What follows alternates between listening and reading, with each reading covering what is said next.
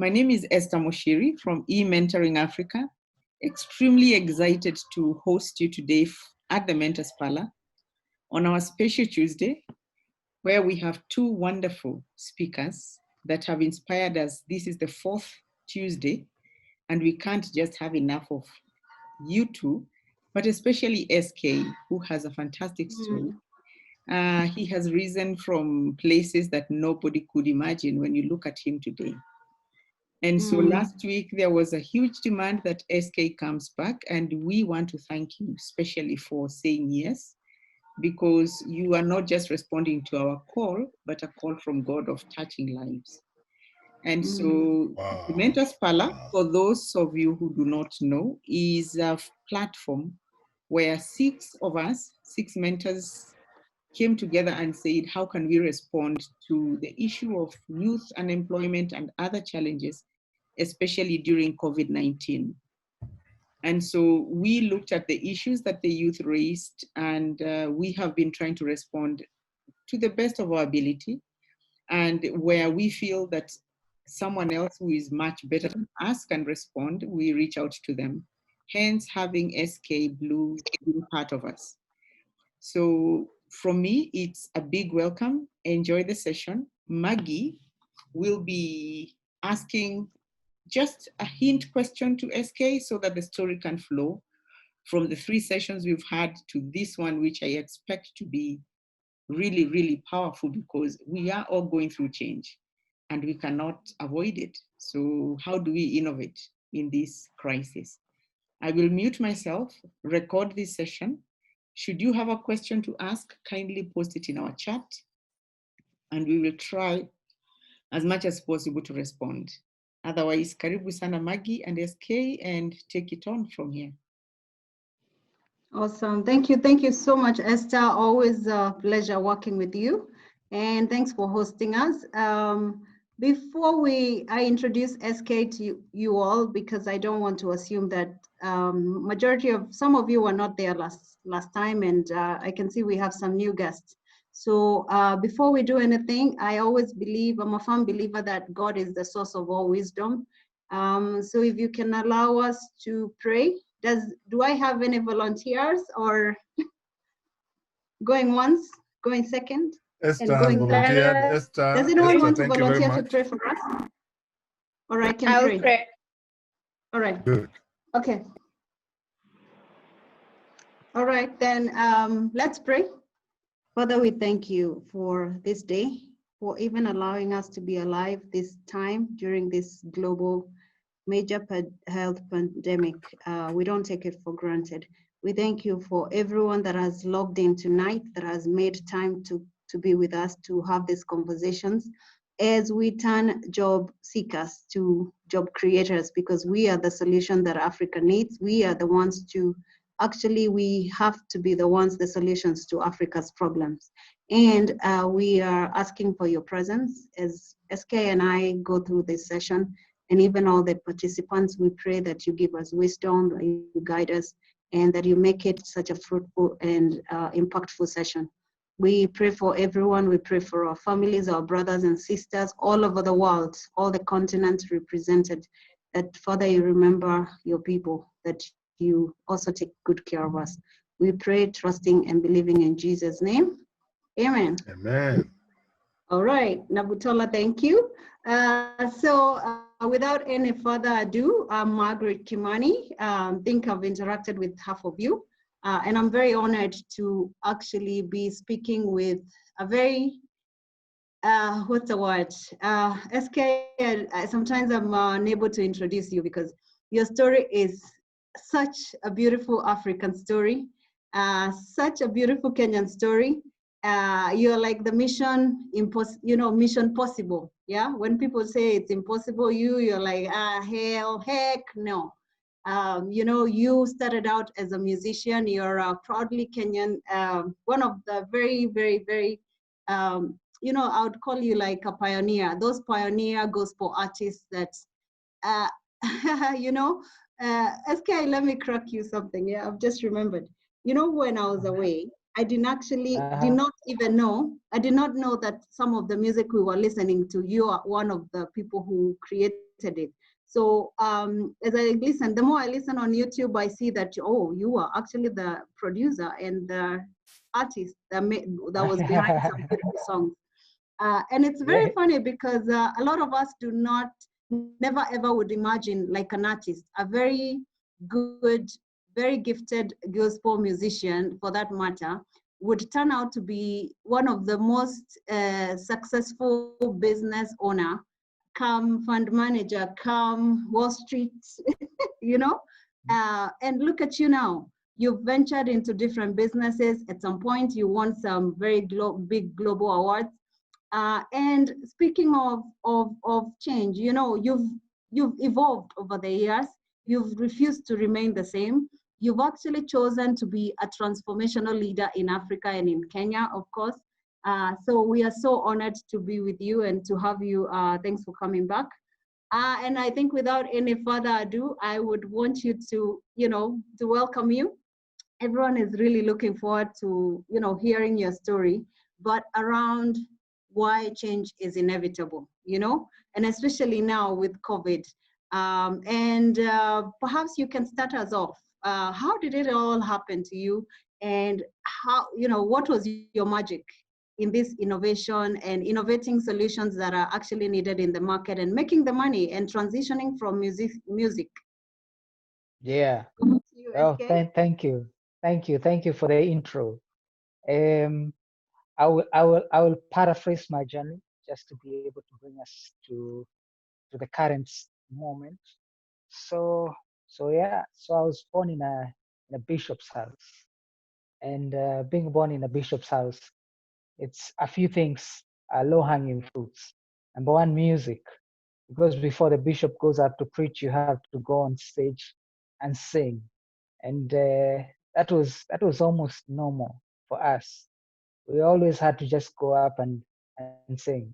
After he goes up on stage to preach, then we go down, and this is where media came into place. We would go down and basically get on the cameras uh, to to record his sermon. Whenever there was a crusade, now a new element came into play, which is events. Um, so we were the guys setting up the speakers. We were quite excited to put up the stage, lighting, things like that. So we didn't really know that we were being prepared for music, media, and events at that particular point. But yeah, interestingly, uh, years later, coming down into Nairobi, then you realize, oh, these are the things we were doing daily. People are actually calling them, they have a name. It's an industry, it's a music industry, and pretty much is all we did without the knowledge that it was actually an industry. But at the same time, for business, as mentioned in our previous conversation, my dad as well had a tractor. So the intention was my brother and I were to, over the holidays, were to get the tractor and go dig, till people's land. So my brother being a little bit grown at that point, slightly, with a few years. So he was a bit taller. So he was the one driving the tractor. I was the one going, knocking onto doors, uh, asking people whether they would want us to dig and till their land with our machinery. And pretty much, I never knew that we were being trained for business. For me personally, I was being trained to learn how to sell at that age, account for what it is that we do, and go back and give whatever proceeds that we made from that. So, round about at 17-ish, so I really was eager to do music. So I had dreadlocks and all, and I wanted to go into music and have an element of expression that was uh, interestingly targeted to young people. So the good thing about it is that I learned a lot through that. And one thing I learned is that at that particular time, I was summoned and I was told, this look is not the look for a bishop's son. You better cut those dreadlocks or else we'll have to kick you out. I never thought they were serious, but I was trying to tell them that we're leading a generation that listens with their eyes. And unless they relate from what they see, then the younger generation that I was targeting at that particular point would not be receptive to what I'm saying. And yeah, so I was chased away from home at 17. So I left Nakuru, went into Inako Umoja. And yeah, so I had to live in a store with a few friends there. And in that particular store, that's where everything began. So we just started uh, trying to build up. It's interesting when you're building up without a fallback plan because there was no home to go to. So the other guys were as well chased away from home for different reasons, but they all wanted to pursue music. And it was a little store without windows. So it was interesting. So we were quite a number of us in that store. As mentioned last time, that at one point we got a good idea. And the idea was we had one mattress, but we had people uh, that could not fit into the mattress. So we decided, okay, probably we don't actually need the mattress for our feet. So we split the mattress, and uh, uh, we had three people sleep on a piece of it, and three people sleep on a piece of it, and our legs would put our jackets, and that's basically how we started. And it was just a journey of passion. And from that particular point, you basically innovate not because you want to innovate, but because you're innovating for survival. When it comes to that particular point, then you realize that, yeah, either you be creative, or you literally die. Yeah, so innovate or die. And that basically is the backdrop, the canvas of the journey. So from there, we basically needed to start producing music because we couldn't afford from a store. And that brought us to a place where one of us remembered that they were in India with a friend called Lucas Bikedo. And this gentleman was saying all through their studies in India that he'll come back to Kenya and start a studio called Ogopa DJs. So the interesting thing is that we just had to find him. So we kept looking for him. We were walking all the way from Umoja to South B every other time until one day we found him. He gave us a software. Uh, and that is how basically we started our production journey. There was only one problem: we didn't have a machine, a computer. So one of us was actually working as a house help to a musician.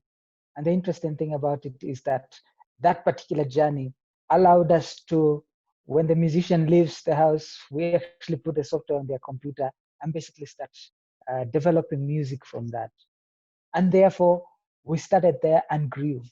So went into music and we started winning awards as producers. So I did my first album, second, third, and now we had to now expand from audio production. We just needed to get people play our music. No one wanted to play our music. So we found ourselves at an interesting place where we learned a principle that says instead of competing, create.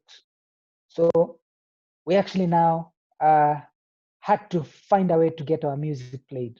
And the only way we could find was getting on TV so that we play the music. So that's the way we got on TV, and we started producing content. And we produced content for a long time. So we had 1,000 hours of content per month in 8 different channels for about 15 years. We were producing music, we were doing commercials, advertising for different brands. And we got to a place where we realized that um, every station was paying 90 days in arrears, 100 days in arrears. And that was very complicated to a producer who has an army that is depending on them. And that was not only happening to us, but it was happening to other producers. And therefore, we got ourselves at a point where we realized we needed credit. We tried knocking bank doors, no bank would touch us. And we realized the same principle that we learned: instead of competing with the circumstance, create. And therefore, we started a lending house with almost nothing. So we started with $1,000, and we started lending producers. So we lend them, they pay back. We lend them, they pay back. So we structured it, and from structuring it, then we opened our doors for the very first time to private investors. Um, and from there, we grew. We grew, but we still had so much demand. There was demand that exceeded our capacity to supply. And we ended up at some point selling the business, exiting from that opportunity, and therefore started now a private equity firm called Gold Avenue Africa. And currently, as Gold Avenue Africa, what we do currently is energy. We invest in energy, we invest in logistics, and we invest in communication. Communication because we have been in that space for a long time. Energy, we have two projects in energy. One project is a 40 megawatt power plant that we are developing in Makueni, solar. So this is a project that we've been working on for a long time. We are still on it. We are not yet done with it, but it's an exciting project because it allows us to be able to be impactful directly to our country by feeding the power to the national grid. As well, we do rooftop solar. So we put solar on top of roofs of manufacturing plants and food processing plants with the intention of selling them cheaper power than KPLC, 20% cheaper. We get into long-term contracts. Some contracts are all the way to 20 years, 15 to 20-year contracts. And the thing is, at the moment, we're looking at it and we're saying the demand is so high, it exceeds our capacity to supply. And that's why the conversation has to always have an element of investment into it. Because the journey, you can't walk with the journey on your own. You have to work with partners. You have to work with people who see the vision. But the intention is to be able to say that Africa does not need aid. Africa needs transformative infrastructure by us, without a doubt, because unless we do it, who else will do it? So in logistics, we as well have a portfolio in logistics. Currently, we're doing cab hailing and delivery services. At this time, the need is very high, especially seeing that so many people have lost their jobs. And therefore, people are looking for things that they can be able to do. And we believe this is the season of gig economy. A gig economy is important right now because a gig economy allows people to engage and participate in the economy, not necessarily as full-time employees, but as giggers. So that's an interesting concept. And in communication, without a doubt, we run a class called Class of Investors, where we teach practical economics. And at the same time, we run a media platform called Clean Money TV. So that is basically where we are. So purely based on this background, I would want us to be able to discuss about innovating in a time of crisis. So back to you, Maggie. Awesome, very awesome, SK. And looking at the sectors you ventured into, it makes me actually wonder. And to today's topic, innovating during crisis. How did you always figure out? Because as you know, there's competition, right? For example, when you say you're supplying Makueni power and the grid, I know there's competition out there, even companies that have existed longer than your organization. How did you, in line with an innovation, how did you just trust your gut feeling? What was the magic for you? And also what differentiates you? Because I find that globally, if you're innovating and you're not solving a need, definitely, you end up not being very successful. And especially in a competitive world like, the one we are living in. So what was your magic there? Yeah, actually for us, it wasn't really magic. For us, it was coming from a place of just realizing that you innovate or die, literally. Because disruption is something that happens, and disruption is not new. And we are looking at the nature of disruption. Disruption happens when information doubles. And information has been doubling in different formats. Number one, information used to double every 60 years. That's why people used to say, whoever has lived the longest knows the most. Kuishi kwingi kuona mengi. That's a very popular saying. And the intention of that statement was to appreciate that the person who's lived longest saw what happened.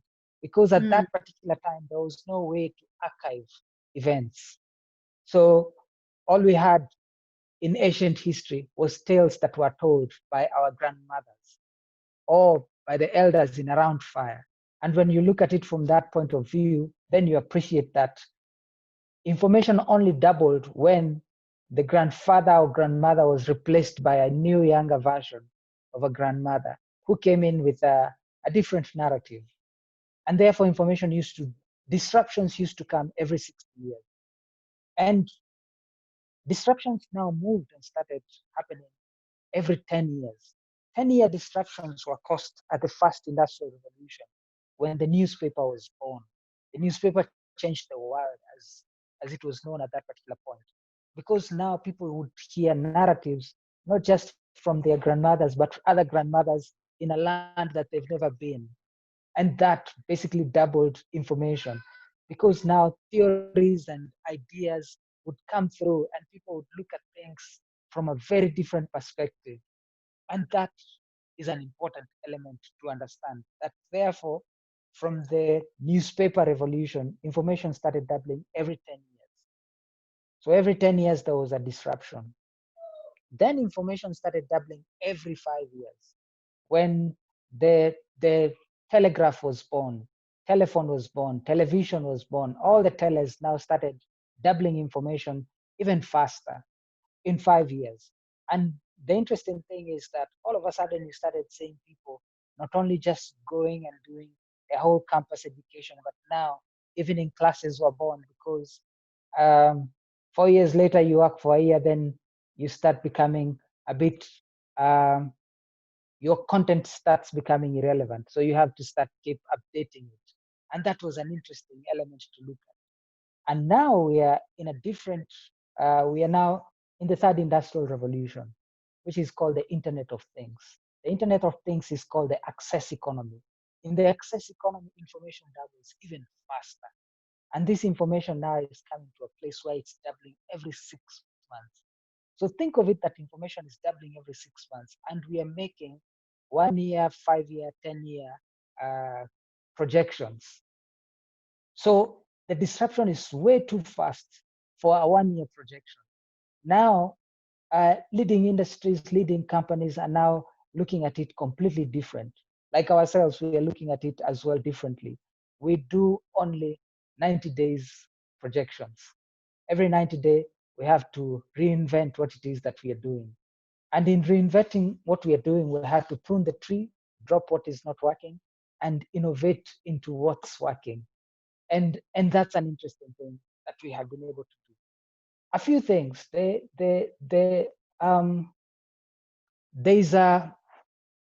We always create templates on what we are doing, and we have created a template as well for times of crisis, because as an entrepreneur, you'll see crisis a lot. You just get disrupted so fast until you get to a point, then you start realizing that you have to align yourself in sectors that are not so prone to this disruption. And through the first, second, third, and now as we go to the fourth industrial revolution, there are 3 sectors that have been very key as pillar sectors in all these revolutions.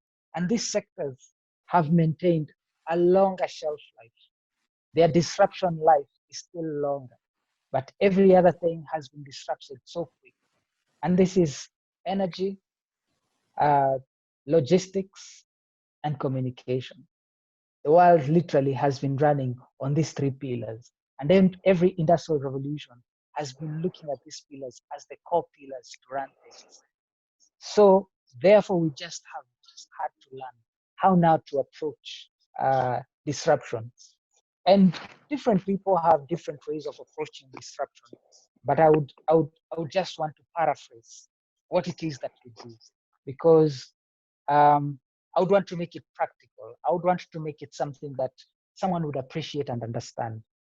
And this is our process of approaching crisis. Number one, we innovating in crisis. Basically, number one for us is controlling the controllable. You can only control what is controllable. What is not controllable, do not throw your energy towards it. So we say, save your emotional energy for what you can be able to influence and control. Sometimes we can worry so much on things that we can't control. Like COVID just came through as an interesting element, because it's looked at as a black swan event. And it being a black swan event, therefore, it's an event that we wouldn't have predicted, neither controlled. So there's really no reason to fuss on what we can't control, but we put our energy on what it is that we can control. And the first thing that we can be able to control is our state of thinking, our state of mind, our core beliefs, just being able to come back to that place that says they can take your fruit, but they cannot take your fruitfulness. When we come from that point of view, then we realize that some of the things that we can control is to be able to prune the tree. Yeah, to basically cut the cost, especially at such a time of crisis, and know whatever is core, let it remain. Whatever is not core, lose it. Otherwise, it will siphon all the resource that you have. So that's very important to us. And quickly, the second one is focus. So we say, take stock of what you have intrinsically that is valuable. Take stock of what you have intrinsically that is valuable. And taking stock of what you have intrinsically is things like skills, contacts, networks, goodwill, things that you take stock of what you have. Unless you take stock of what you have that is valuable, you will take stock of what you have that is not working. And to us, it's very important to be able just to say, let's focus on what is intrinsically valuable to us. And therefore, you bring it together. So the other thing that is as well borrowed from the ancient Greek history of handling crisis is going local. Going local is basically the element of saying that I will choose my outstanding strength. And on that outstanding strength, then I will be able to see whether there is need for it in my local market. And local market may be your sector, local market may be your country, local market may be whatever local is basically means drilling down to your core strength. And as you drill down to your core strength, then you're able now to focus on your audience, your target audience, by listening to the ground. Listening to the ground is the ability of now being able to harvest from what the market is saying. The market has two sentiments, positive sentiments and negative sentiments. But the truth is, there is truth within both. So we harvest the truth within the negative, and we harvest the truth within the positive at the same time. Quickly, I'll go to the third one, which is innovate. Innovate is something that I mentioned earlier. And innovation is do not improve. Innovation is not about improving, but innovation is about drastically changing what it is that you are doing in a time of crisis. In a time of crisis, we are not making it more shiny, but we are drastically changing it to appeal to the need of the day. And that's hard, especially when we are used to doing things a certain way. That becomes quite complicated to do, because change is something that we all struggle with, but change is inevitable, especially when we are looking at it from a point of a disrupting time. So the next one is mindset. Be open-minded. I can't say enough. Be open-minded is basically postpone your judgment. Postpone your judgment is a concept that speaks about being able to pause to consider before you brush off ideas, before you brush off concepts. Sometimes we, especially when things are okay, we are quite quick to brush off things. But the intention of the exercise is basically being able to postpone your judgment, just being able to relook at things, give them a second thought, take time, not to be too quick to dismiss things that we hear or things that come into our minds purely because they never worked before. In a time of crisis, it's not about reflecting to what worked, but innovating to what can work. And I think that's quite important. Then number 5, which is important to me, is to be able to express the importance of being able to experiment. Experiment means that you're in a new space. The ground has changed. The ground is different. It's not what we used to know. But now we have to approach the new future with an element of experimenting. And experimenting is just appreciating that theory and practical isn't always compatible. The things that we think will work in the way we think they will work, sometimes we go to the ground and they just don't work the same way. So the attitude is we don't know what works until we do it, until we try it. Sometimes we are stuck in absolutes, and absolutes sometimes can confuse us because we say, this is how we know things are done. But absolutes cannot work in a time of crisis. In a time of crisis, we have to be at a place of agility, sufficient enough to experiment. And experiment multiple theories. And this is the thing. As we experiment, 2 things that we have to do is to experiment in the quickest, cheapest way. I would want to say for us, in terms of experiment, we borrow it from the J-curve philosophy, which basically states that the progress of experimenting quickly and experimenting cheaply is to be able to create, not for perfection, then release. First create, release it. When you release, as I mentioned earlier, you have to harvest hate and love. People will always hate or love the product that you release. And that's okay. You need both because feedback is essential. So you collect both and harvest the truth from both. Then you remold your product and you throw it out there. If the love exceeds the hate, proceed. If the hate exceeds the love, kill it and go to the next one. As simple as that. Because they say, cut the losers, keep the winners. And unless you do that, the intention of a J-curve is to be able to appreciate that we have, first of all, to take a dip only to rise. And there are 2 curves in life. J-curve is one that you take a dip intentionally. You say, I will put aside some resource purely just to experiment because I don't know what works until I listen to the ground. The only way to listen to the ground is be able to create, do actively.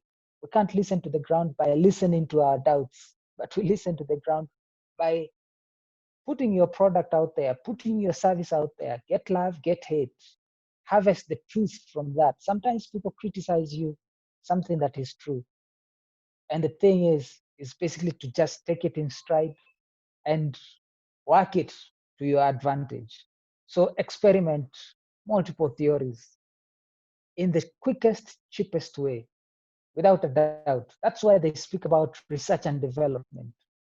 Unless we look at it from that point, even in the simplest format, then you realize then we can't innovate without the element of extending some risk into things. But very important, experiment quickly and cheaply. Know when to let it go. Yeah. Because unless you know when to let it go, sometimes you drag a thing for too long and it siphons your resources unnecessarily. So that's very important. Be truthful to you. Know if it's working, it's working. If it's not working, it's not working. Yeah. But there's no riskless investment. There's no riskless approach. We just have to take a risk. But the question is, how do we do it? They say you don't avoid risk in business. you manage the risk. The only way to manage risk is to experiment quickly and cheaply, and you move on to the next one.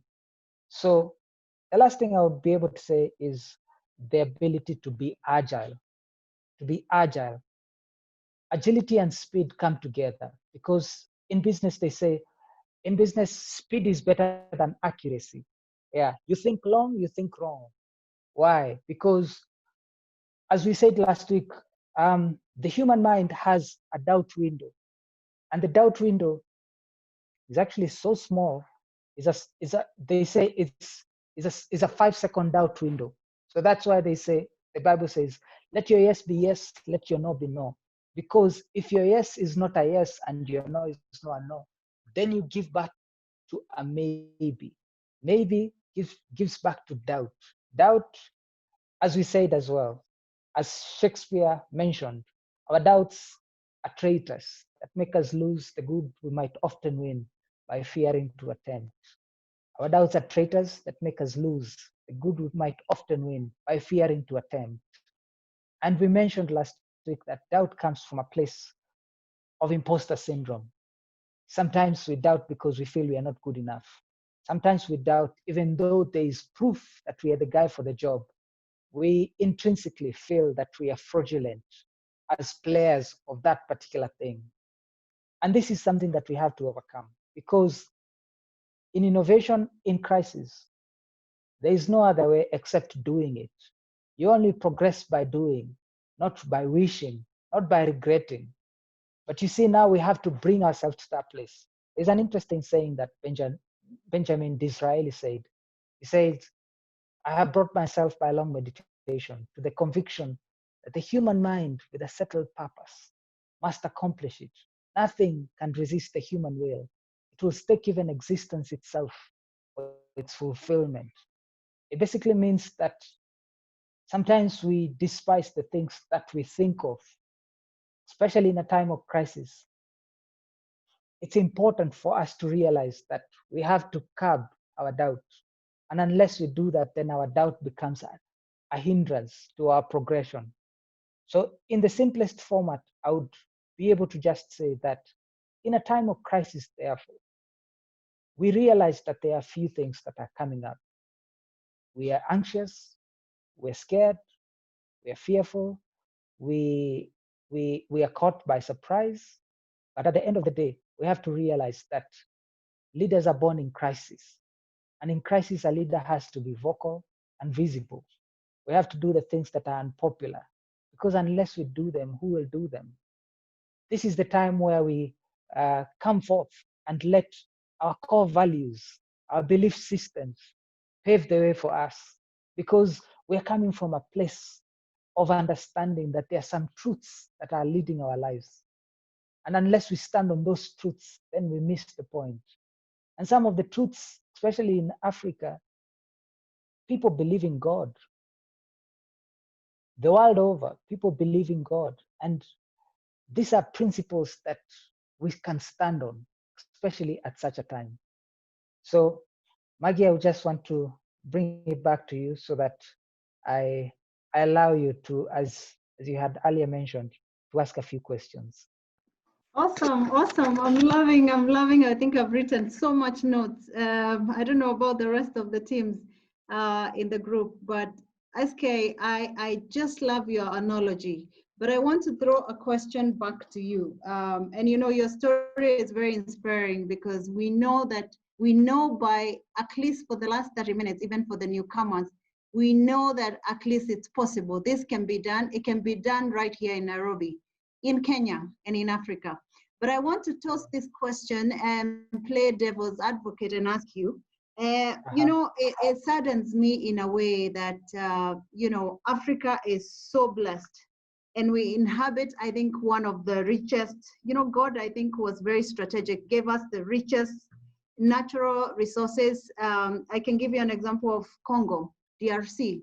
We have the best, you know, the most richest continent, but why is it that we have very few innovations coming out of this space? Secondly, you know, I think, is it a mindset, a combination of lack of innovation, you know, and a combination of also, is it the mindset and a combination of lack of innovation, and also over reliance on imports, which I know right now in Kenya we are trying, and I know we've supported a few manufacturers in Kenya. Even we are manufacturing masks, by the way, and of course a few ventilators, and I think we'll see a lot more innovations.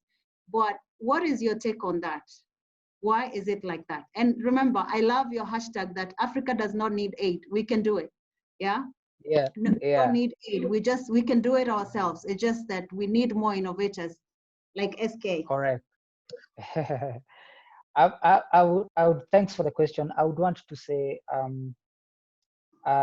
something very important. Someone told me something, and he says, you know, SK, the difference between your generation and ours is that your generation can do more than the generation that went before. Nonetheless, the problem is that you work in silos. Your generation works in silos. And that's a very interesting thing, that we sometimes miss out the power of convergence, that we cannot do it on our own as individuals in silos. But we have to be able to appreciate that we need each other. We need to be able to work together, not in competition, but in a sense of complementing each other. And convergence, as I think I mentioned in one of our sessions here, convergence is a borrowed concept, and convergence came from ancient history, just to repeat for those ones who are not here. And the essence of convergence was basically that for a kingdom to thrive, there had to be convergence. And the convergence was threefold. There was a king who was basically trying to survive against being swallowed or taken over by another king. And therefore, the king now needed to converge with two more participants. The first participant that the king needed to converge with is a prophet. The essence of a prophet was to bring an unfair advantage, because the other king had wise men. So when your wise men come up with a concept, the other king's wise men can as well come up with a good idea. So the intention was, for that ancient analogy, was basically to be able to bring people to a point of understanding that the king needed a prophet to get an unfair advantage, so that he may be able to hear something that the other king may not be able to hear. And that would give him an advantage over the other king. That's very interesting and crucial. And you look at all these kings, they had a prophet, whether it's a prophet in the light side or a prophet in the dark side. Everyone was walking around with priests or prophets. The second thing is that from the unfair advantage that we got from knowing something that is disruptive, that is fresh, that the other king doesn't know, then they would be able to create an enabling environment. And that enabling environment would attract the third player. And the third player was a merchant. And the essence of the merchant was to come in to help build infrastructure. And infrastructure basically is the ecosystem that allows sustainability in terms of progress. So that's why I keep saying Africa does not need aid. Africa needs transformative infrastructure. But if we need transformative infrastructure, we have to realize it comes from a point of convergence. And if we are to borrow from this analogy of ancient history, then we should be able to appreciate that whoever it is that is leading, we are all here as leaders in our own capacity. We have to realize that we have to depend on wise counsel. Wise counsel, from this analogy, comes from a place of spirituality. And a place of spirituality is basically depicting the importance of a value system. If a society is run on value systems of morality, of integrity, then we are able to come together in convergence purely to create an enabling environment that would attract merchants. And merchants in our place as Africans, as citizens of the world, is basically investors, people who are coming in to put what it is that we lack, what we compensate in skill, they compensate in resource. And the convergence basically is a win for everyone. And that's why kings used to run kingdoms on a Commonwealth system.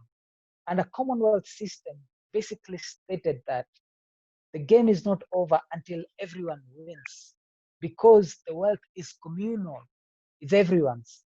So it's a big challenge to all of us to be able, as Africans, to look at it as not a competition, but a way to be able to access from each other's value.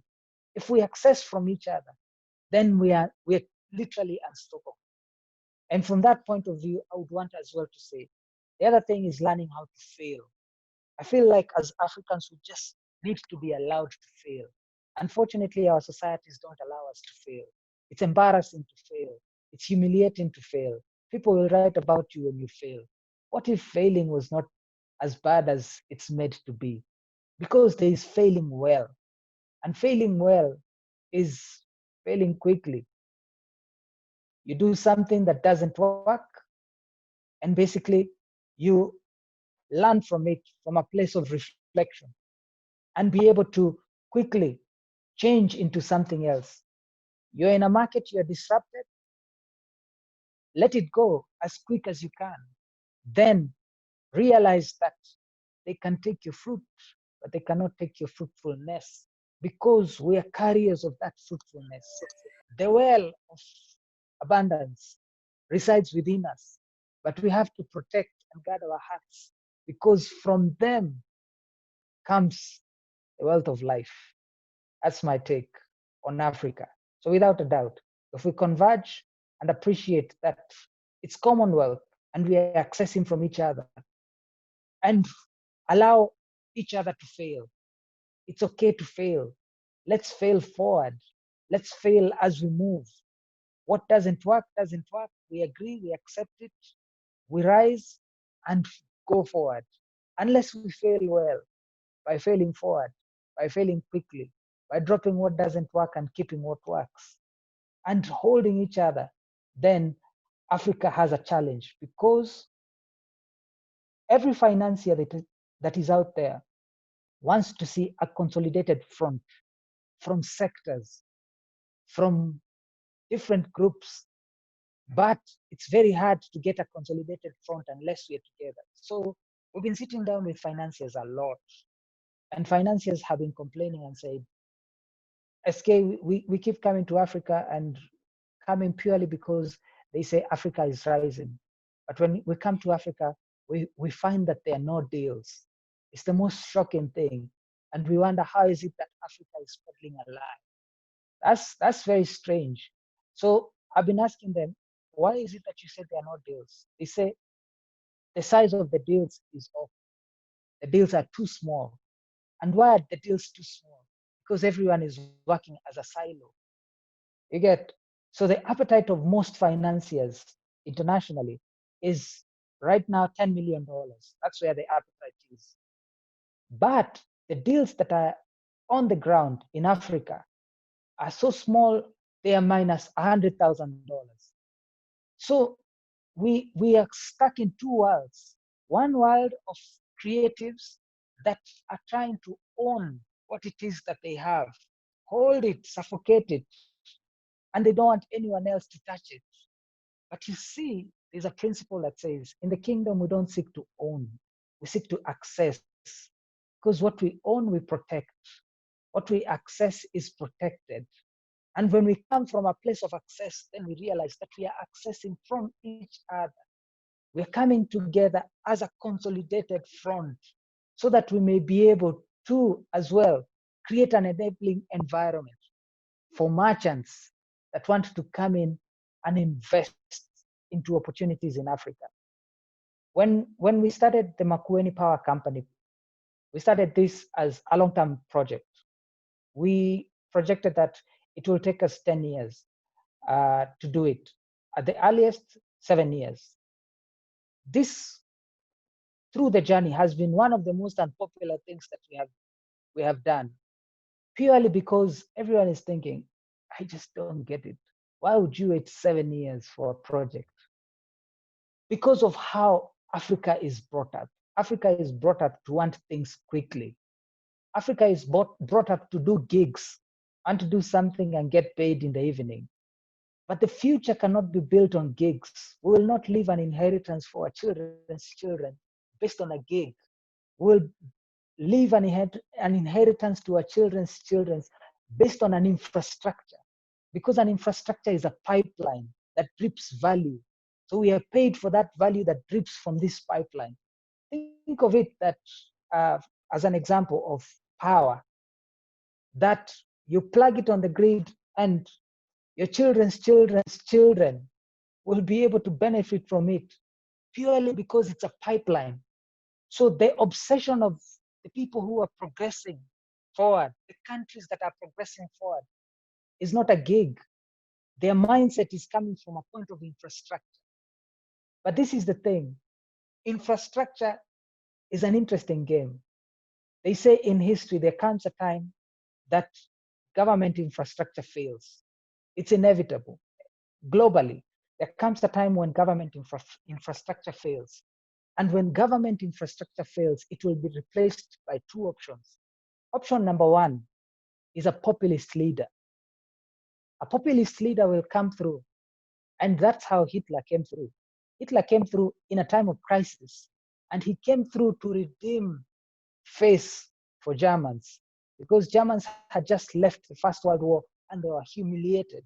Their land was taken, they were humiliated.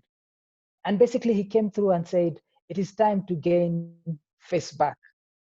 And he was the populist leader who went out to save face. And we know how it went. Because when people are at a point where they will not take the responsibility to build an infrastructure, without a doubt, a populist leader will come and manipulate the existing infrastructure. Number two, outside a populist leader, every time when a government infrastructure shakes or falls, the private sector takes over the day. Always. The interesting thing and the most exciting thing currently in an African setting or in a global setting is that we see government infrastructures failing. How do we know that they're failing? Because we see the sequence of things. The sequence of things is that we first appreciate that in every 100 years, there's a crisis. In every 100 years, there are smaller crises every 10 years. So almost 10 years ago, 2008, we had the subprime mortgage crisis. Before that, we had the dot-com crisis.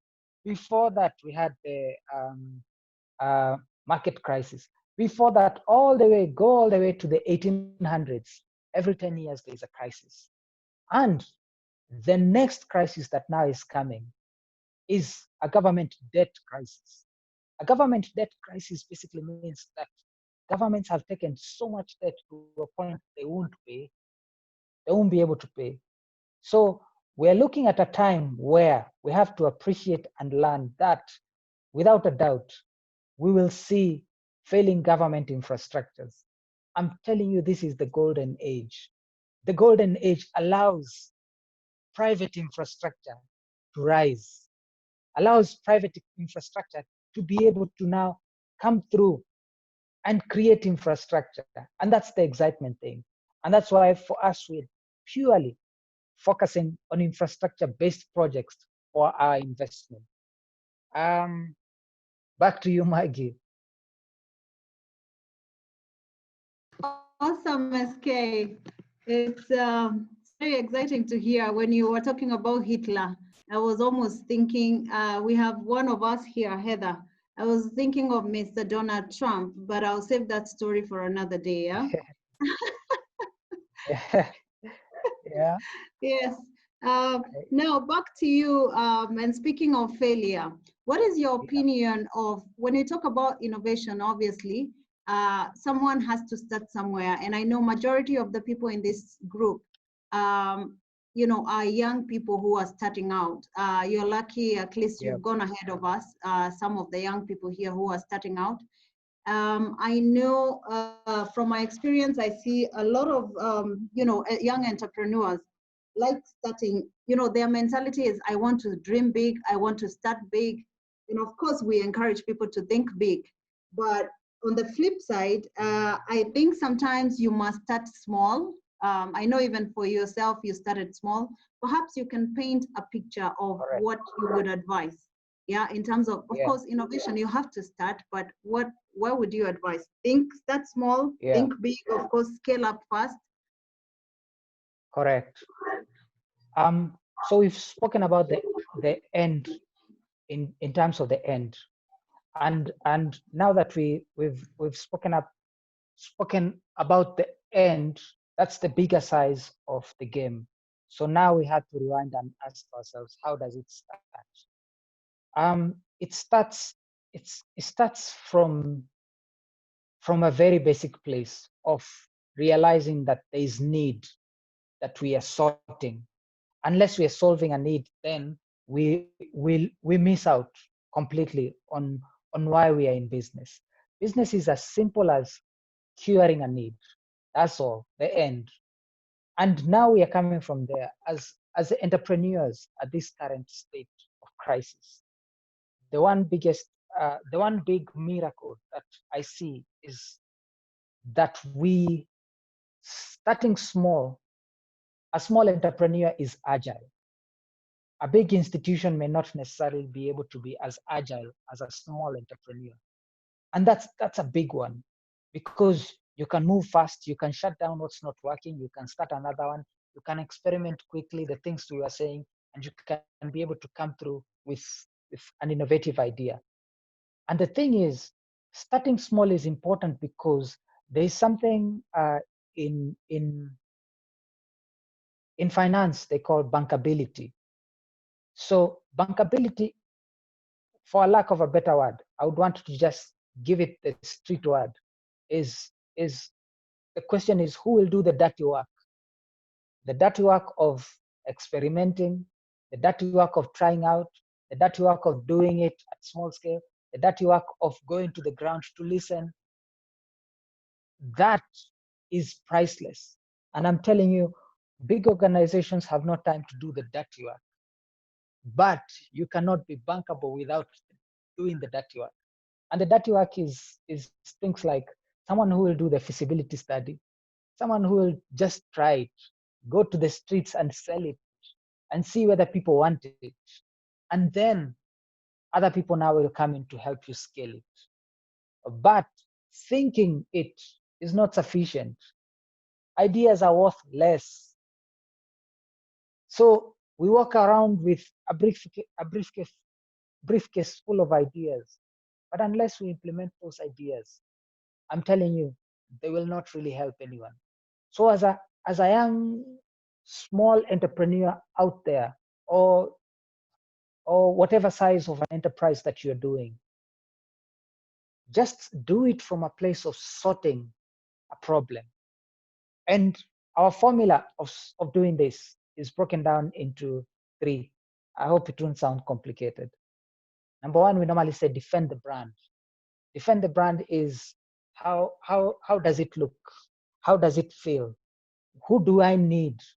The team. What's the hardware? What's the software? And that to us is defending the brand. And what's the service meant to feel like? So that's number 1.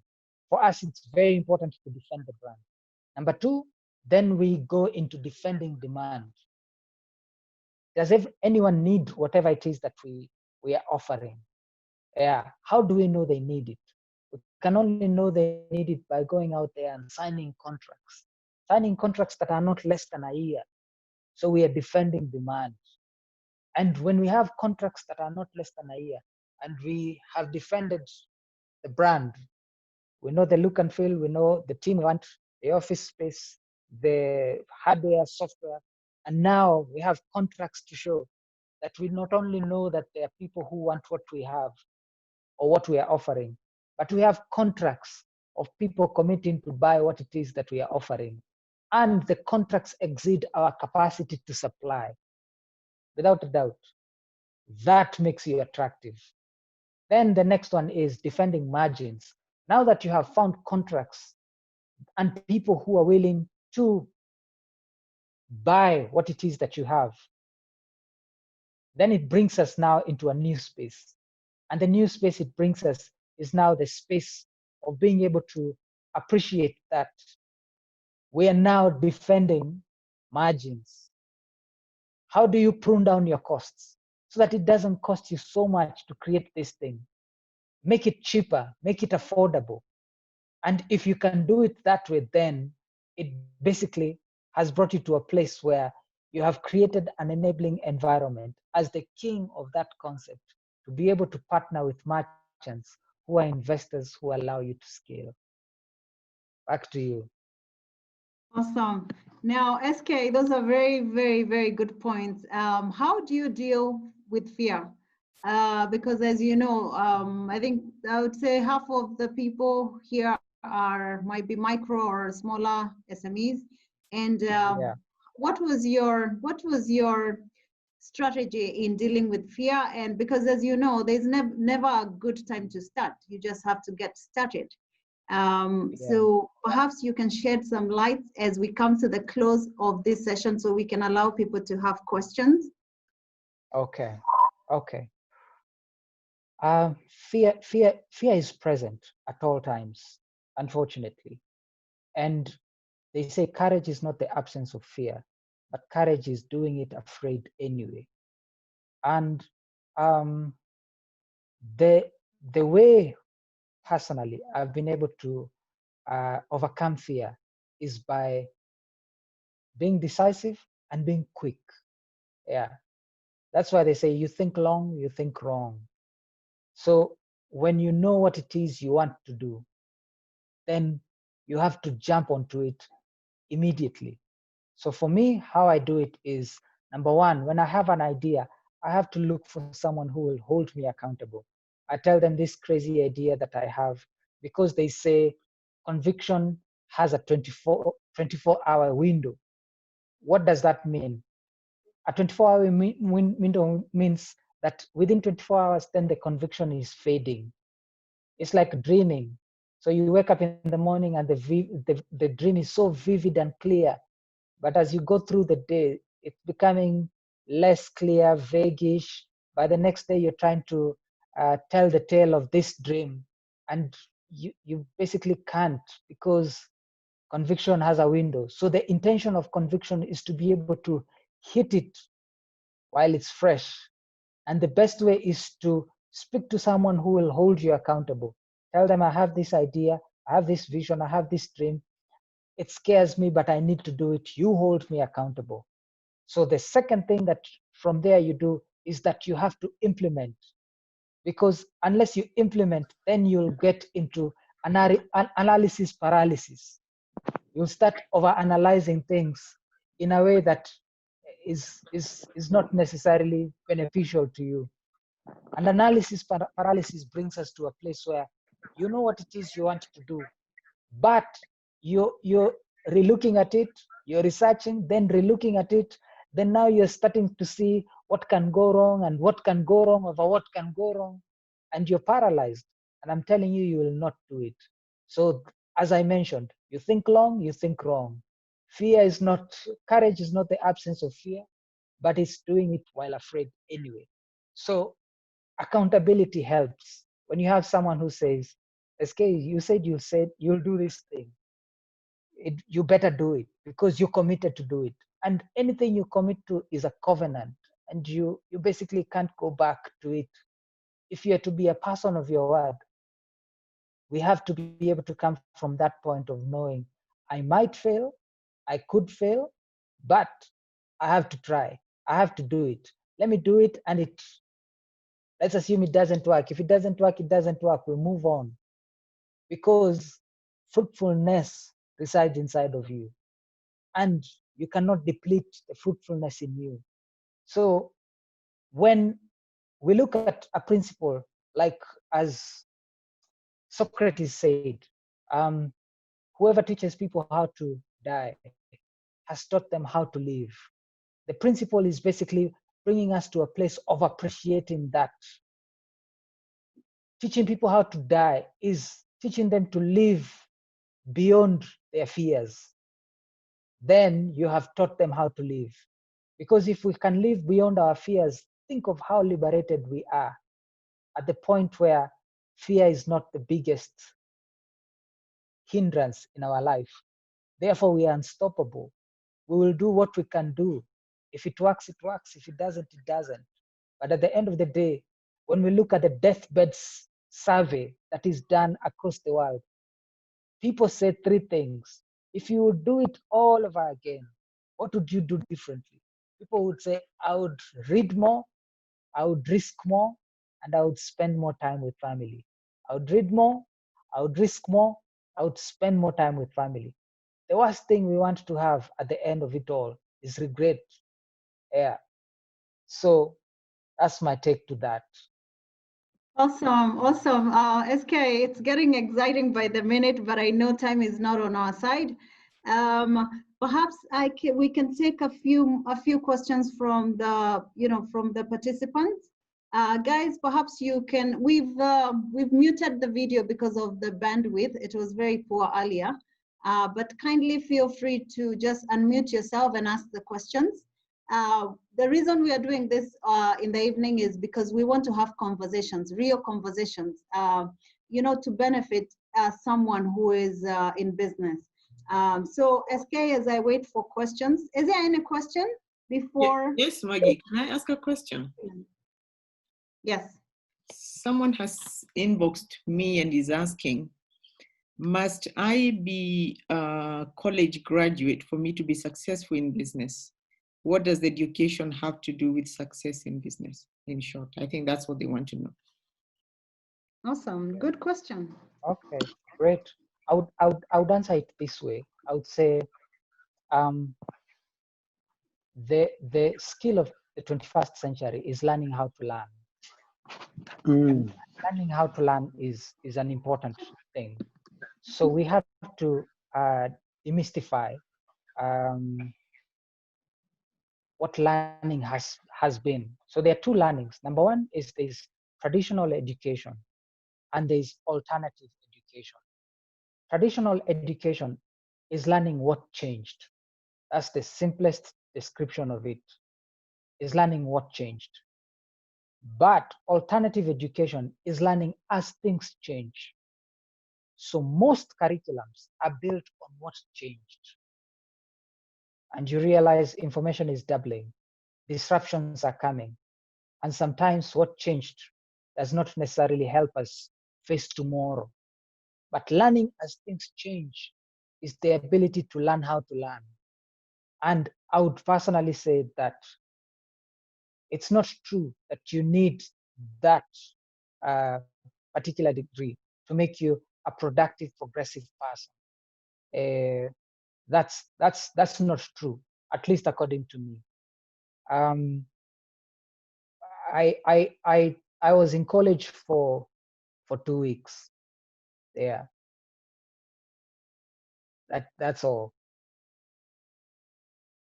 So I had just to go on the ground and now learn it. From my perspective, at first it was by circumstance. And coming from that point of view, then I had to realize that if I can't afford it, then I will have to learn alternatively. But I didn't know that alternative learning is learning as things change. Then you raise your head and you realize you actually got a skill that you wouldn't have gotten in learning what changed. That's my take to them. Thank you very much, SK, for that. Billionaire Brian, you have your hand up. Yes, thank you. Thank you so much. So my question is to SK and also to Margaret. I read a quote somewhere by John Maxwell. He said that the secret to your success is hidden in your daily routine. So I'd just like to find out, what does your morning routine look like? What do you do? What are the things you do in the morning to prepare your spirit, your soul, and your body to face the day? Thank you. Good question. Maggie, you'll go first. All right, cool. Mine is very easy. I wake up, I'm a 5 a.m., that club of waking up early birds. And when I get up, I do some meditation. People don't know this, but I'm quite spiritual. And so I connect with my God. I have some quiet time. I do my prayers. Then of course I'll do my breakfast. I'm a coffee lover, so yes. And then after my coffee, of course, I listen to some good, either inspirational music, or I would listen to music or some inspirational videos. Of course, I don't exercise in the morning. I know it's very critical, and I encourage people to do it, but I exercise in the evening. And then the rest of my day starts, and I always write down. I'm a big believer that everything, by the way, I'm very millennial and digital, but everything for that day, as soon as I get to my desk, like right now, most people are working from home. So whatever I write down for that day around, let's say 7 o'clock, I will get it done. But the day I do not write down, trust you me, I don't know, it's just how I'm wired. Yeah, that's pretty much my routine. SK? Yeah, yeah. For me as well, my routine is so I wake up round about same time. So my first thing is basically to pray. Why prayer to me is important is because for me prayer grounds me. Prayer brings me to that place of stillness.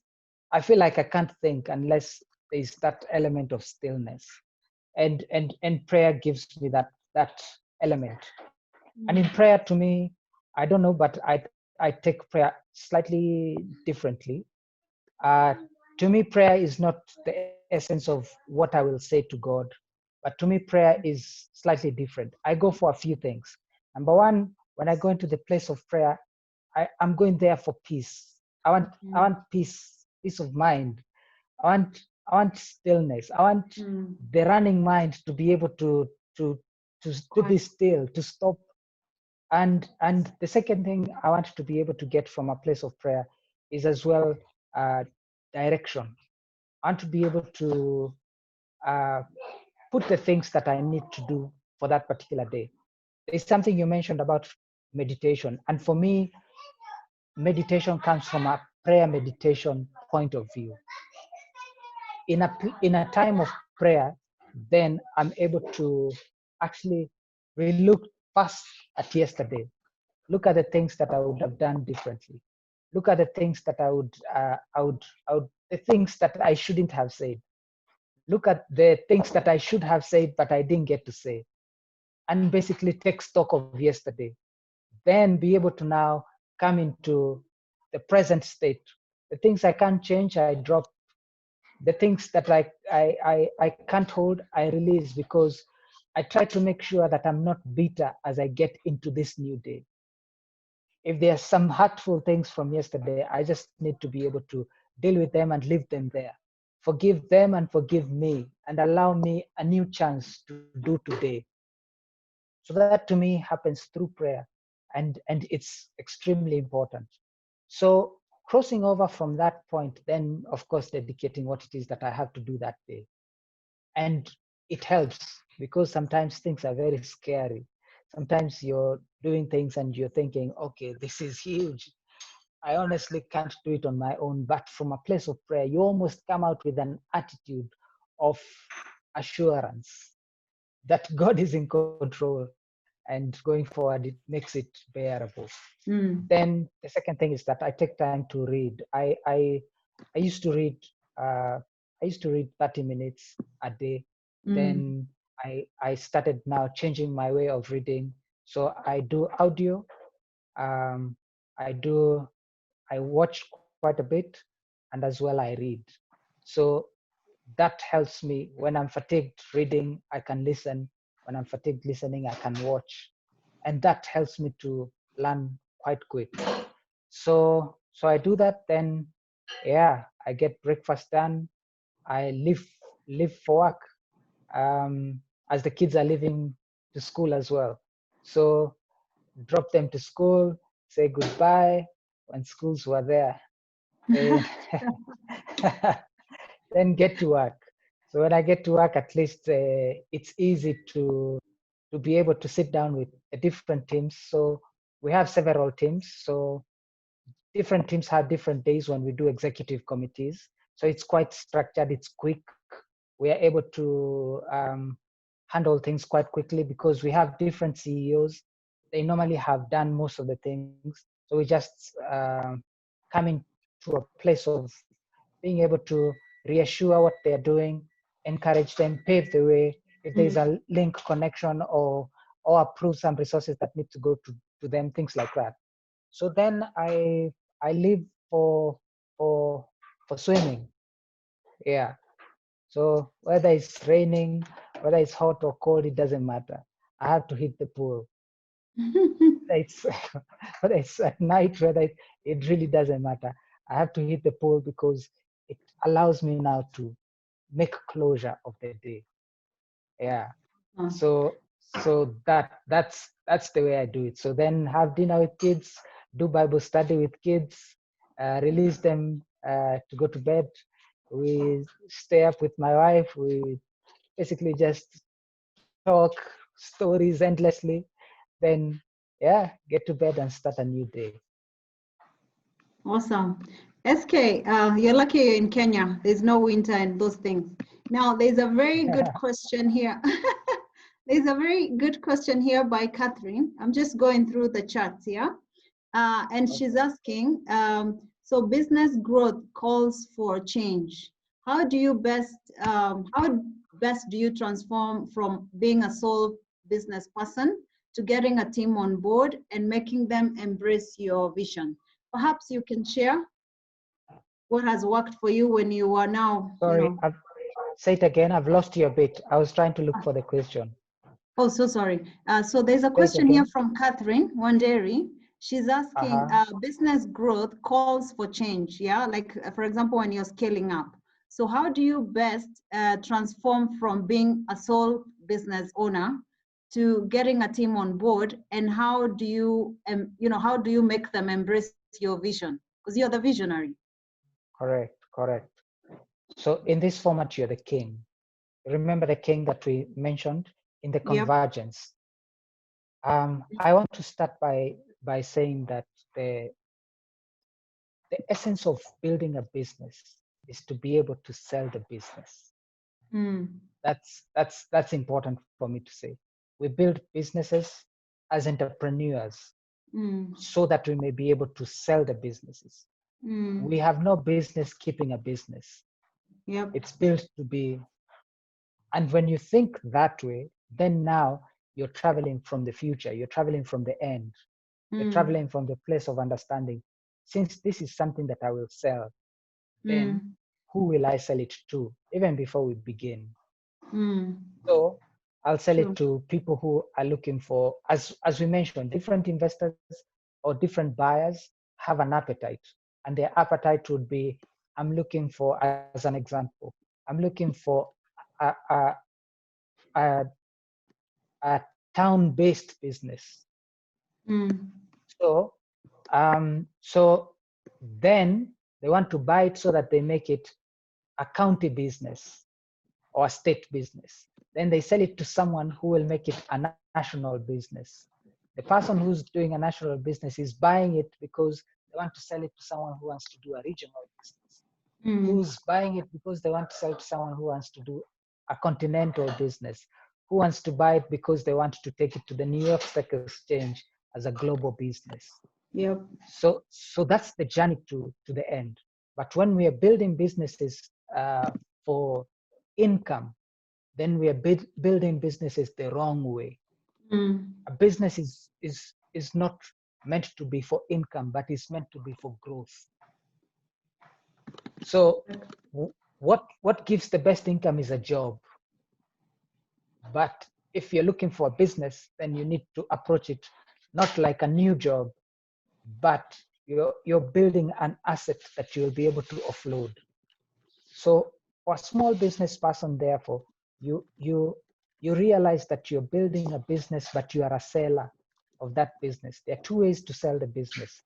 Either have someone come buy it off 100%, you exit, or number two is there's the other way is to open your doors so that other people can come in and participate.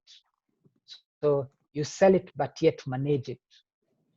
So you have Maggie who's come in and said, I like what you're doing. You're baking cakes. I like the cakes. Or so you have a bigger audience. Yes, I'm having so many people, I can't supply the cakes. Okay, then you can exit a piece of this business to me. Yeah. I'll put X amount. Then that's also selling a business. And I can't say it enough. A business has a shelf life. And if you don't sell the business either by exiting or allowing people into the business in good time, then it will be disrupted. And when it's disrupted, someone else came in, did what it is that you're doing, but they are willing to open their door for people to come in and participate. And without a doubt, you can't compete with them. That's my advice to even the smallest entrepreneur. Thank you so much, SK. And I know I'm very conscious of time, but we must answer all the questions. So allow me to ask, I see Kimondo had a question. What do you think are the secrets behind getting to where you got to go? Kimondo. Okay. Perhaps the top secrets, what would you share as your top secrets? Yeah, I would honestly say there's no secret. Other than favor, I would add, SK, I would add for you, there is also favor from, favor, correct. Yeah. I don't know whether I would recommend something. I would recommend an audio by Al Nightingale. It's on YouTube. People really don't watch it much, but you go watch it. It's called The Strangest Secret in the World. The strangest secret in the world is one I would want to recommend to anyone who's listening here, because it speaks of how strange it is because there's no secret. So the strangest thing is that we have everything we need, but yet he speaks of we become what we think about. And he speaks as well, as I mentioned earlier, about a quote by Benjamin Disraeli that says, when your heart decides a destination, your mind will design a map to reach it. So when your heart decides a destination, your mind will design a map to reach it. And then he says, I have brought myself by long meditation, probably he was a meditating guy, to the conviction that a human mind with a settled purpose, this is that secret. A human mind with a settled purpose must accomplish it, because nothing can resist the human will, that it will stake even existence itself to fulfill it. So a settled purpose is the secret to success. And the place where we get the settled purpose is working from a place of rest. Working from a place of rest is coming to appreciate that every world leader that has been able to accomplish much has come from a meditative place. It's true. And meditation is in different formats. Prayer is a format of meditation, and on and on and on. There are many formats of meditation. Thought is a format of meditation. So I can say when we have a settled purpose of knowing what it is that we want, then our mind will design our map to reach it. Awesome. There is Lucy. I know, Lucy, finally, I've seen your question. I'm so sorry. Lucy is asking about, has SK and his group experienced failure? And if yes, what are some of the failures and lessons learned? So I know we discussed, Lucy, I'm not sure if you're in last week or the week before. I know SK discussed at length, very, very detailed. Because of interest of time, SK, I don't know if you want to share very in 1 minute. But Lucy, what I'll encourage you, please post your email down here. And in mentoring, our beautiful host, Esther's team will send you the recording. We are trying to edit the video because, you know, when SK and I go on, it can go on for quite long because the topic is so relevant and it's very Kenyan. And we love it because we are all learning from each other. So kindly, if you don't mind, post your email here and SK can answer in less than a minute. Perhaps, Yes. yeah, whether you've experienced Yeah. Yeah, we have failed a lot, and we still fail. Okay, where do I start? So I can pick a few in the 1 minute I'm given. So number one, we've done businesses that have worked. We've done businesses that have not worked. When you do a business that does not work, it takes you back. It takes you back. And I would want to give a few examples. Example number one that I would want to take is we had an opportunity we had a great business in media, and we had an opportunity to sell it.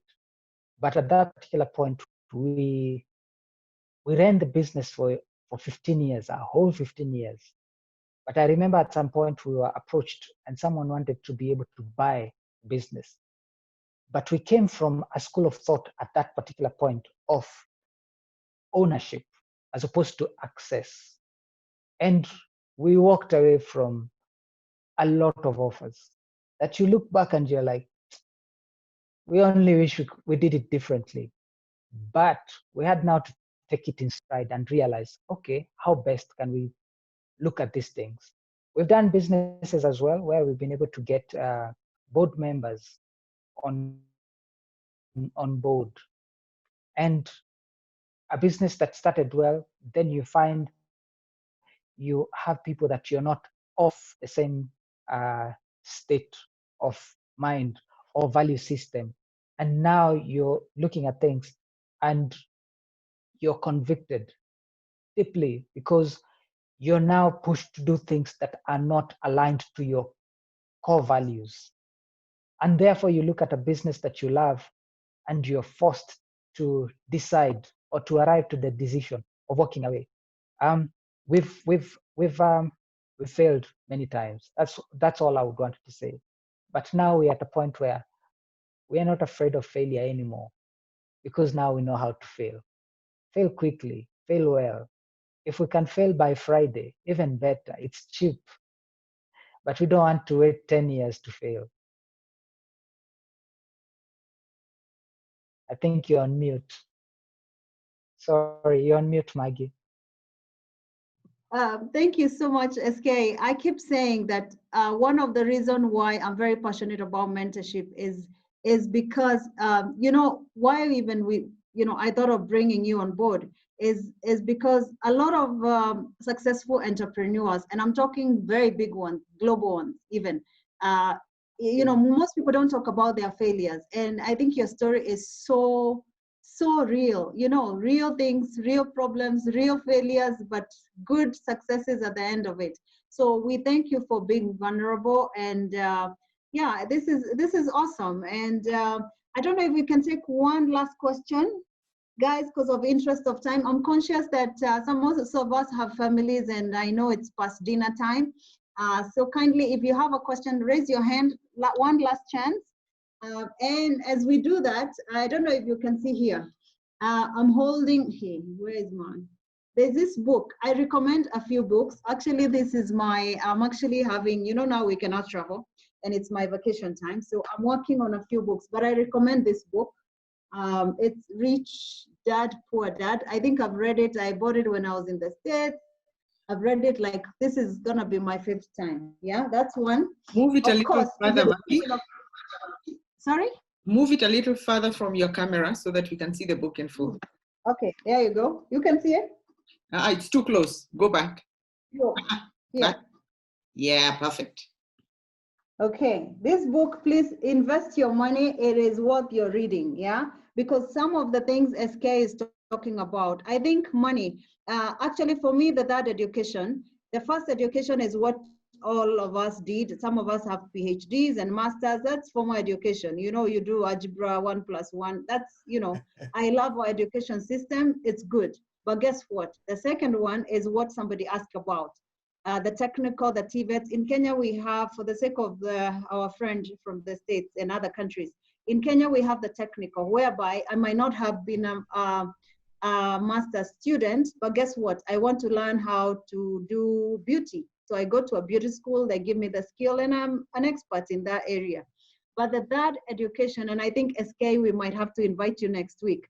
The third education, what we are missing in our education systems is financial education. So, and it brings me back to the scarcity mentality. Some of the innovations are hindered by scarcity mentality, which is an African problem, yeah? And this guy, Kiyosaki, speaks about it, yeah? These are some of the things we never learned, yeah? So, and this is for me what I call practical education, guys. I recommend this book, whether you're going into business, even for your own personal finances. Second one, today we are talking innovation, and this one, you can see it? Yep. Steve Jobs, I think, was the mother of innovation. This is this Kafat book. You can buy a smaller one, but I like reading his life because he was quite, he was a special baby, I think. He was a special human being, yeah? So that I recommend. And now I'm also reading Financial Growth, Straightforward Financial Growth, because let me tell you, a lot of our entrepreneurship challenges come because of how we also manage our money, including our own money. Yeah, even for those who make it, how do you spend it? How do you invest it back? Yeah, so those are some of the books I would recommend. Do we have one last question, guys? I'm very conscious of time before I hand it back to Esther. Any question? I think people are very quiet. Any question? Yes, I have a question. Maggie, I have a question. Yes. Yes, I have a question. SK, I'm sure you've watched the Shark Tanks, the Dragon's Den shows where people go and pitch their ideas to investors. Yes. So I'd like to ask SK, is there a chance that you would join the Kenyan version called Lion's Den and share with the world the financial literacy and wisdom that you have for the Yeah, God willing, probably. I have some of my friends have been there. Some people we grew up with as well have been there. Kevin Muley is a guy that we were in the store together. I'm glad to see him there. So he's representing us, and without a doubt, yeah, it would be a great honor to consider that. Nonetheless, we are coming from a slightly different place. That approach is a venture capital approach, whereby they invest in startup ideas, but we have chosen to focus on infrastructure-based ideas.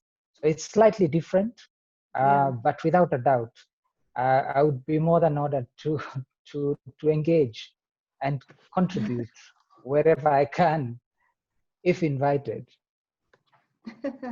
Awesome. Any other question? But I think for now, before I hand it over to Esther, I want to thank all of you for, sorry. I think there's someone raising their hand. Okay. SK. All right. I have a question. Yes, it's okay. Go ahead. Okay, so my question is very easy. It's Eddie from mentoring. So as we deal with the youth, there is something I've always found out about the young people. They have these great ideas, but they are not structured. So you might see something that can be something big as of a business, but the way it's structured is right now is jelly. You do not know where it's facing. So I'm asking SK, do you guys have a team or a forum where you can invite just the young people to come with their crazy ideas, and you do the critic role and the fine-tuning role and tell them that one is an any, do this, that one won't go anywhere. You critique, telling them the real facts, why it is not going anywhere, why you will waste your time there, why you need to focus. I would love if you guys have such a role where you can give the young people a space to critique all these ideas and show them the way.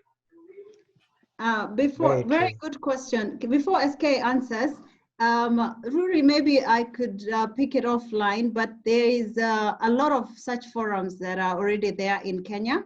Perhaps, I don't know if I can share here because of time, but you can contact us. I'll give you a very simple one is, Nairobi Innovation Week. We have different labs, innovation labs in Kenya. I think you know some of them, iHub and all those.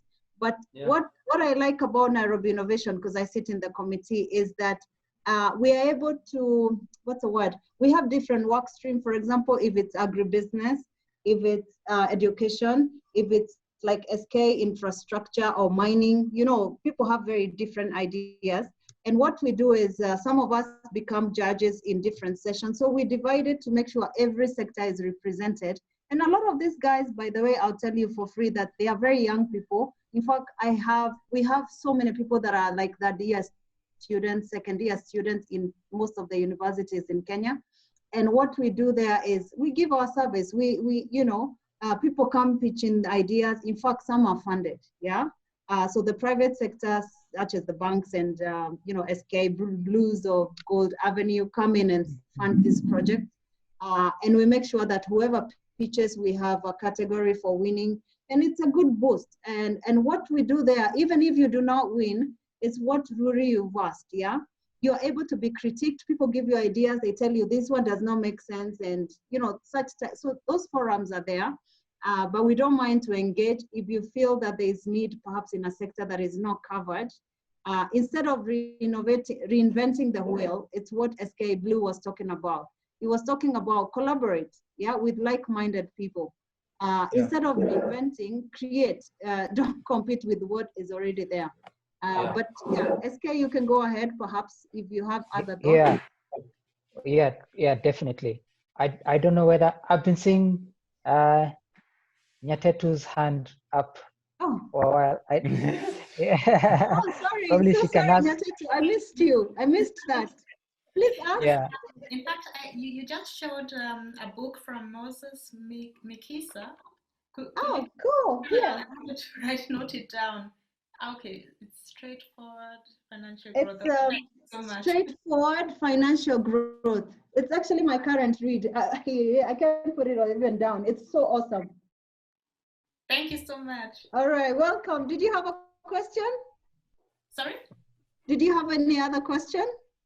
No, that was it. Welcome. Sorry, I missed you. Great. So my answer to the previous question, therefore, would be, as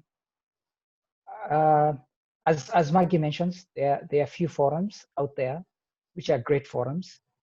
Nonetheless, at the same time, we have been running a class we call Class of Investors. The reason why we started running this class is because we realized as people grow in their professions, people are now starting to desire to grow their money passively. And therefore the question has been, there are some people who are saying, I get it, I like the returns from business, but I just don't want to do the business, which is a great approach, which is fair as well. So sometimes people like the returns from business, but it's not a must that everyone goes into business because enterprise is hard. It takes time to build. Yeah. So it's hard. Convergence makes sense. Yeah, it's hard. They say overnight success only takes 20 years. 20 years is a long time. Yeah, so instead of doing the whole 20 years, you can as well just partner with someone who has been doing time, someone who has been able to at least appreciate the process and has been able to do that. Nonetheless, outside that class, we have been asked a lot about entrepreneurs wanting to know, and we are currently preparing a new class called the Class of Enterprise. Awesome. Because now this would be now to take people through different failures, the formats that worked for us and the formats that didn't work, and just to be able to appreciate where they're coming from as entrepreneurs who want to make it, but at the same time trying to teach people that we are building businesses to sell them. So that changes how we build those businesses. It's true. It becomes, it's not an additional job, but it's actually an asset that you will sell. Then, because of the fee that comes with the class, we as well decided to do what, for me personally, as I mentioned, I learned through listening a lot, and I learned through watching a lot. So we decided to create Clean Money TV, a channel that is called as the future of TV is social TV. And social TV is now being able to get thematic content on social platforms that is freemium. So freemium means it's free, but it's premium. So you don't charge for the content, but you can put advertising in the content. So I would encourage anyone to go on Clean Money TV on YouTube, Clean Money TV on Facebook. We have content, we put content every day because we are trying to build a culture for progressive learning. So you'll find not just myself, but you'll get other leaders. We have different shows that, like we have a show called Council of Coaches. So we're having every week a coach is coming and teaching what it is that they are coaches in. And we have campus hustle for campus people, young campus guys who have done different innovations, their journey of failures. We have a new show that we are doing that is now currently called Scars. And Scars is purely top 10 failures of an entrepreneur. So we go 10, 9, like that up to 0. And it's purely 100% failures. Because the generation today now is saying authentic is the new smart. And I would want to couple that with a statement that's saying, we say in class, we say, you show me your scars and you intimidate me. You show me your trophies and you intimidate me. You show me your scars and you inspire me. You show me how your scars have become your victory and you transform my life literally. And that's where we are coming from. And we want to be able to share this content as much as we can. And without a doubt, Africa has a lot that is working well for it. Awesome. Thank you. Thank you so much, SK. I cannot thank you enough for your time. And by the way, your family, thank them for us. I'm sure the feeling is mutual for some of us who have, we sacrifice our family time to be here. But even for you guys, you sacrifice your time to be here because you want to learn. We learn together. We are not gurus in everything. There's no monopoly of learning. But we thank you guys because, if you want it so bad, if you want it that bad, you do whatever it takes. So we thank you, SK, we thank you and your family for this time. We thank you for your wisdom. We thank you for being vulnerable enough to share. And when you impact others, the blessings never leave you alone, They always follow you. So my challenge as I hand over to Esther because of time is for all of us. I love this quote that I read, and I know you guys know Dr. Miles Monroe, who passed on while he was living in Kenya. You remember 2014, I believe. And he used to challenge us. And this is my challenge for myself, and I hope it's gonna be a challenge for all of us. That please, while we're on this earth, I'm placed where I am. I might not be an entrepreneur, but guess what? I'm a fearless influencer, and I'm impacting, entrepreneurs like you. Because when you grow, I grow. And I'm also learning, by the way, as I speak to you guys.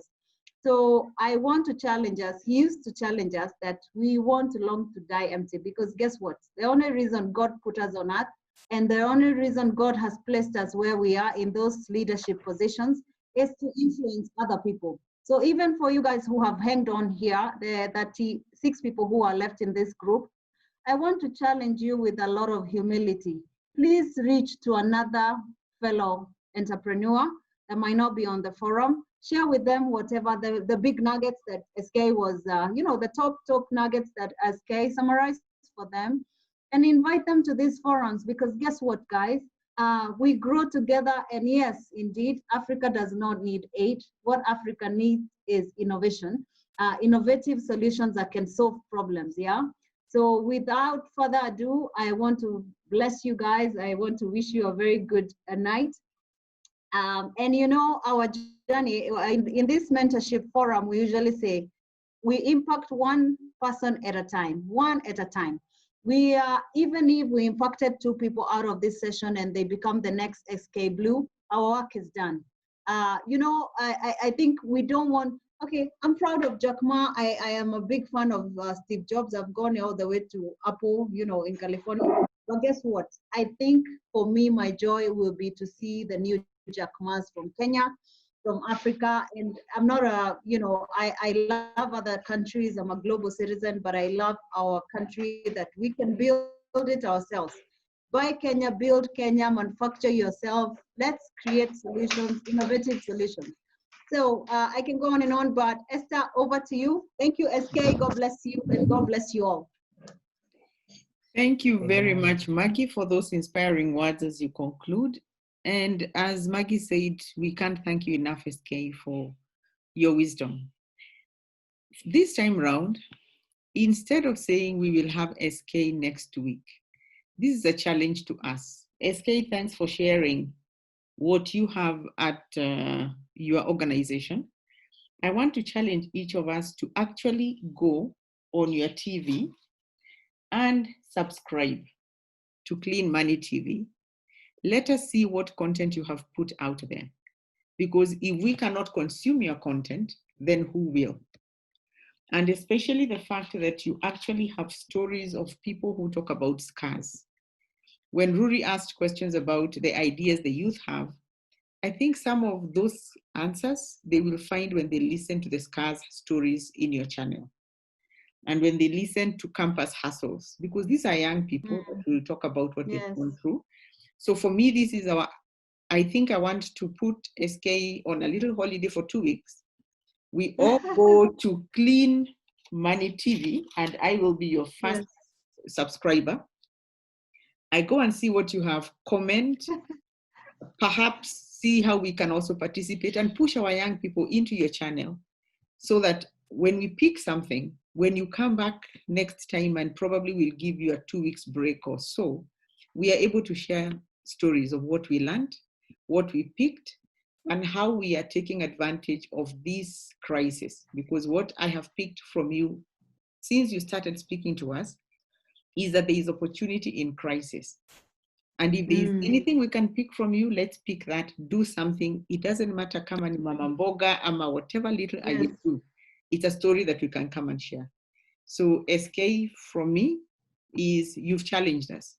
Instead of just listening to you and scribbling in our notebooks, which some of us have read a whole book, how about put it in practice? That way you can actually realize you are a teacher. I love that. I love that, Esther. So I think for me, as e-mentoring Africa, and on behalf of the magnificent 6, or I'll say 7, including SK, is that we are going to go on a break for 2 weeks for only one reason, that we go to Clean Money TV, pick those ideas, do something, then share stories. And I think that's the only way we can say mentorship works. Yes. Great. Esther, yes, will you, before you throw me out of this, because I need to mute my, can I challenge it even further with SK's permission? Amen. Now, I'm even challenging. I love what you've said. Why don't we take 2 weeks off?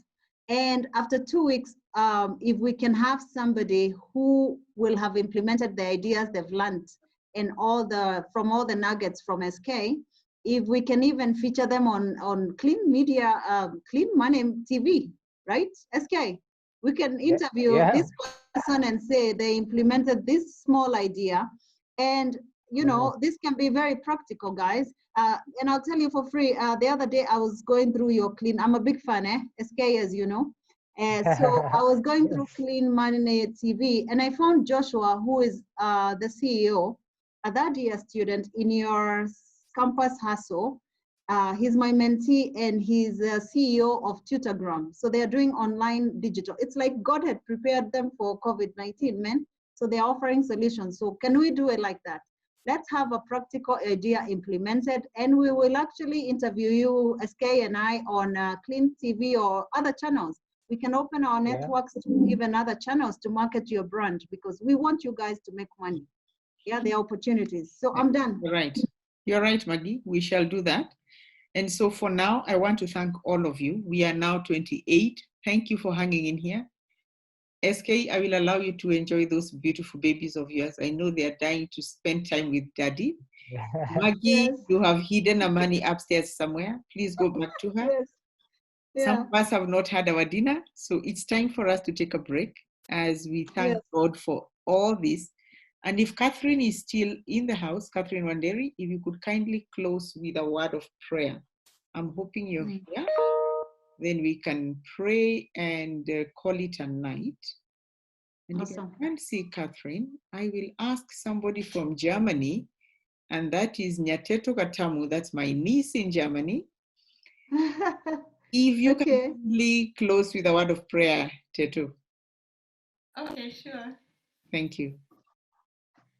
Thank you, Heavenly Father God, for this awesome evening you have given us, for the opportunity of all of us gathering together and getting all the inspiring insights from SK. Thank you so much for all the words you shared with us, and I want to ask you, Father, for your Holy Spirit to be present with us as we also close this meeting, and for your presence to always be around us, and for your Holy Spirit to guide us also in future as we meet again in 2 weeks, after 2 weeks' time. And in Jesus' precious name, we pray in thanksgiving. Amen. Amen. Amen. Thank you. Amen.